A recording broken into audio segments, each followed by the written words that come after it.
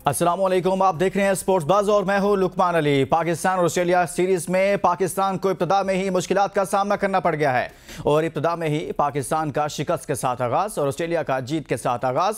पाकिस्तान इब्तिदा में ऐसा क्यों हुआ कि मैच हार गया? मैच बनते बनते, मैच जीतते जीतते कैसे हार गया? वहीं पर यह सूरत हाल है तो दूसरी जानिब पाकिस्तान के ओपनिंग सेट पर सवालात उठ रहे हैं। फखर जमान को ड्रॉप करना पाकिस्तान को महंगा लग रहा है और महंगा साबित हो रहा है। इस सूरत में कि मुसलसल पाकिस्तान का ओपनिंग सेट नाकाम हो रहा है, जिसमें अब्दुल्ला शफीक और साइम अयूब नाकाम हो रहे हैं। गुज़िश्ता 13 इनिंग्स को देखा जाए तो दोनों की पार्टनरशिप को देखा जाए तो कहीं पर भी 50 रन की पार्टनरशिप नजर नहीं आती है। मजमूई तौर पर देखा जाए तो एक मैच में 0 पार्टनरशिप, दूसरे मैच में 0 पार्टनरशिप, तीसरे मैच में 0 पार्टनरशिप, पांचवें मैच में 0 पार्टनरशिप, फिर 0, फिर 7, फिर 8, फिर 0 और फिर 15 रन की पार्टनरशिप हुई, फिर 9 रन की पार्टनरशिप हुई और फिर सिर्फ 35 रन की पार्टनरशिप हुई और फिर 14 रन की पार्टनरशिप हुई और लास्ट 3 रन की पार्टनरशिप हुई। यानी कि इससे आगे नहीं बढ़ते और फौरी तौर पर दोनों में से कोई एक आउट होता है। और पाकिस्तान का वो ओपनिंग सेट जिसमें फखर जमान और इमाम उल हक मौजूद थे, एक अच्छी पार्टनरशिप भी बिल्ड होती थी, दोनों की एवरेज भी बेहतर थी। ऐसा क्या हुआ कि इन दोनों को मुसलसल मौके दिए जा रहे हैं और नाकाम हो रहे हैं? और अब सवाल ये उठ रहा है कि इन दोनों की जगह किसी और को शामिल किया जाए। इस पर पाकिस्तान क्रिकेट बोर्ड को सोचना पड़ेगा, सिलेक्शन कमेटी को अब सोचना पड़ेगा। अगर इस ऑस्ट्रेलिया सीरीज में पाकिस्तान ने कम बैक करना है तो वहीं पर जहां पर बॉलिंग में कहीं ना कहीं थोड़ी सी तब्दीली की जरूरत है, वहीं पर बैटिंग लाइनअप को मजबूत होना बहुत जरूरी है। अगर पाकिस्तान ने अपनी बैटिंग लाइनअप को मजबूत ना किया तो यह सीरीज हाथ से निकल जाएगी। आज इस पर बात करेंगे। दूसरे मैच में पाकिस्तान की 11 क्या होगी और पाकिस्तान को क्या हिकमत अमली अपनानी चाहिए कि पाकिस्तान ऑस्ट्रेलिया में कहीं ना कहीं कामयाबी समेट सके। लेकिन आगे बढ़ने से पहले शामिल करेंगे आज की टॉप स्टोरीज। पाकिस्तान ऑस्ट्रेलिया के दरमियान दूसरा वनडे 8 नवंबर को खेला जाएगा। दूसरे वनडे से कबल पाकिस्तान क्रिकेट टीम का एटलीट में जमकर प्रैक्टिस सेशन। दूसरा वनडे मोहम्मद हसनैन की जगह फैसल अकरम या अरफात मिन्हाज को शामिल किए जाने का इम्कान। ऑस्ट्रेलिया के पैट कमिंस, मिचेल स्टार्क और हैजलवुड, लबुशैन और स्टीव स्मिथ तीसरा वनडे नहीं खेलेंगे। फखर जमान और पीसीबी में मामला तय पा गए। फखर जमान साउथ अफ्रीका के खिलाफ टीम में शामिल होंगे। पाकिस्तान के Numan Ali ICC player of the month के लिए नामजद। पाकिस्तानी टेस्ट क्रिकेटर जफर गोहर का इंग्लिश काउंटी मिडलसेक्स से बतौर मुकामी खिलाड़ी मुआहिदा। जेंडर तनाज़ा का शिकार अल्जीरियन बॉक्सर एमान खैलिफ की मेडिकल रिपोर्ट लीक, बॉक्सर खातून नहीं मर्द करार। वर्ल्ड स्नूकर चैंपियनशिप, पाकिस्तान के मोहम्मद आसिफ सेमीफाइनल में पहुंच गए। आज की टॉप स्टोरीज आपने जानी है। बात करेंगे पाकिस्तान और ऑस्ट्रेलिया सीरीज पर, जिसमें पाकिस्तान को पहले मैच में नाकामी का सामना करना पड़ा।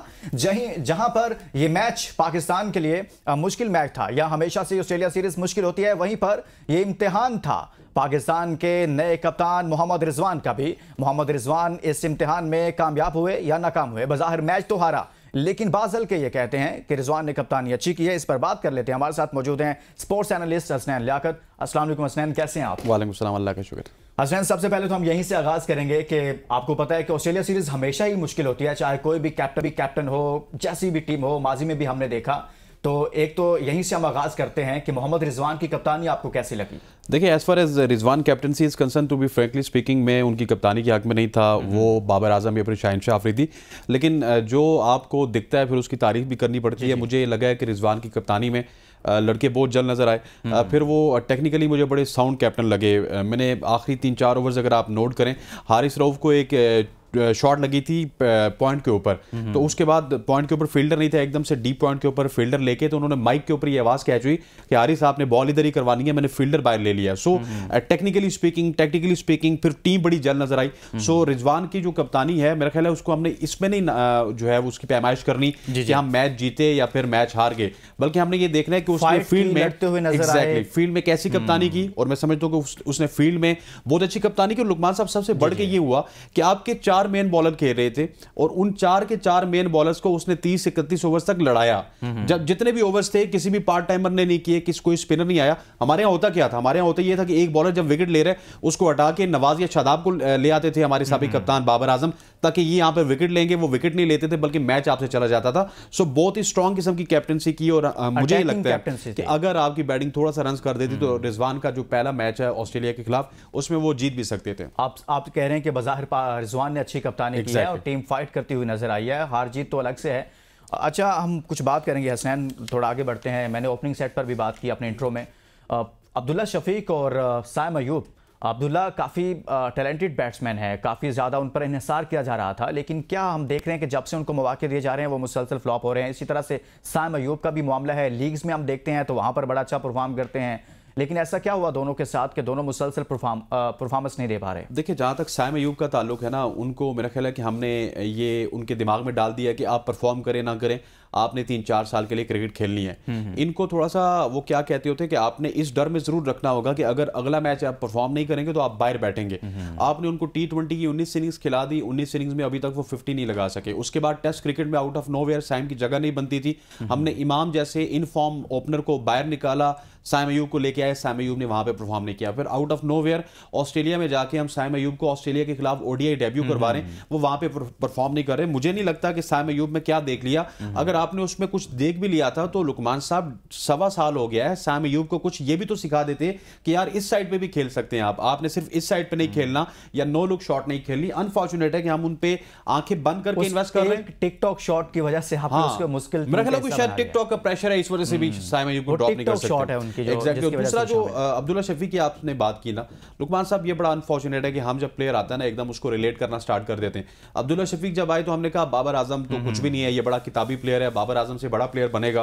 अनफॉर्चुनेट है कि एक सेंचुरी हमें उनको देखने को मिलती है 6 महीने में, उसके बाद अब्दुल्ला शफीक उसी जगह पे फेल हो रहे होते हैं। अब्दुल्ला शफीक भी फेल हो रहे हैं और साइम अयूब भी फेल हो रहे हैं। अब्दुल्ला शफीक को भी अपने ऊपर बहुत ज्यादा काम करने की जरूरत है। हमारा सबसे बड़ा मसला ये है कि प्लेयर अभी आता नहीं है। साइम पे थोड़ी बात करते हैं। साइम के साथ ये तो नहीं हुआ कि हमने तीनों फॉर्मेट्स उसे खिला दिए, जबकि वो जाने पहचाने सिर्फ T20 के हवाले से जाने जाते हैं, उनकी जो गेम का जो स्टाइल है, लेकिन हम उन्हें ओडीआई भी खिला रहे हैं, हम उन्हें टेस्ट मैचेस भी खिला रहे हैं। समुंदर को कूजे में बंद कर दिया। मसला ये था कि पहले उसने T20 में आके परफॉर्म करना था, उसने आके T20 में परफॉर्म किया ही नहीं, और हमने ये सोच लिया जी कि नहीं, ये साइम एक ऐसा प्लेयर है जो कि 21-22 साल का प्लेयर है, ऑफ स्पिन भी करवा सकता है, हम इसको लंबे अरसे तक खिलाएंगे। मसला ये है कि आपने साइम अयूब को पहले कहना था कि आपके पास ये 5-6 T20 के मैचेस हैं, यहाँ पे आप परफॉर्म कीजिए, उसके बाद ग्रेजुअली आपकी जब परफॉर्मेंस आएगी हम आपको ओडीआई में लेके आएंगे या टेस्ट क्रिकेट में लेके आएंगे।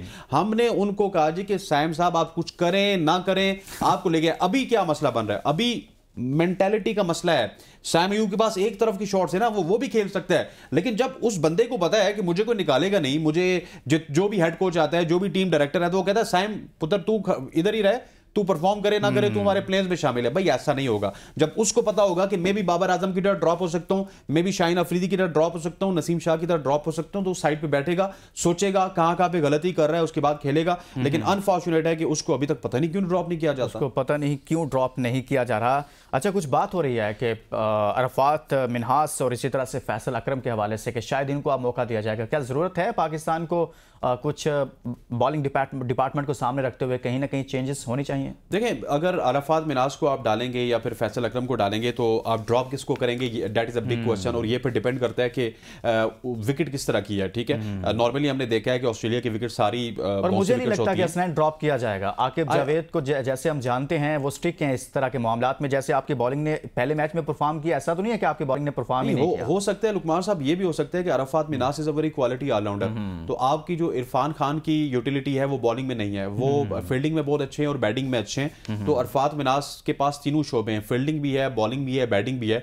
हो सकता है कि अगर फास्ट बॉलर्स में से किसी को ड्रॉप ना किया जाए, लेकिन अरफात मिनास की तरह का हमारे पास एक ऑलराउंडर होना चाहिए इरफान नियाजी की जगह अरफात मिनास की तरह। या फिर ये भी हो सकता है कि आप अगर अरफात मिनास की तरफ इस वजह जा रहे हैं कि वो स्पिन ऑप्शन है, नहीं तो आप आमिर जमाल के साथ भी तो जा सकते हैं, जो कि ऑस्ट्रेलिया में बहुत अच्छा परफॉर्म कर चुके हैं, टेस्ट क्रिकेट में बहुत अच्छा परफॉर्म किया आमिर जमाल ने। मुझे नहीं लगता कि आमिर जमाल को हमें पहले ओडीआई में भी बैठाना चाहिए था। आमिर जमाल एक ऐसी यूटिलिटी क्रिकेटर है जब 40 रन नसीम शाह ने लगा दिए थे, वहां पे अगर 30-35 रन आमिर जमाल लगा रहे थे तो आप टेस्ट मैच जीते होते। मैच जीत सकते हो। हाँ, वो बैटिंग भी बड़ी अच्छी कर लेते हैं। एक ब्रेक के लिए कहा जा रहा है, ब्रेक के बाद वापस आएंगे तो मजीद पाकिस्तान ऑस्ट्रेलिया सीरीज जारी है और दूसरे मैच पर हम बात कर रहे हैं, इसमें क्या कोई तब्दीली होगी नहीं होगी? Stay with us.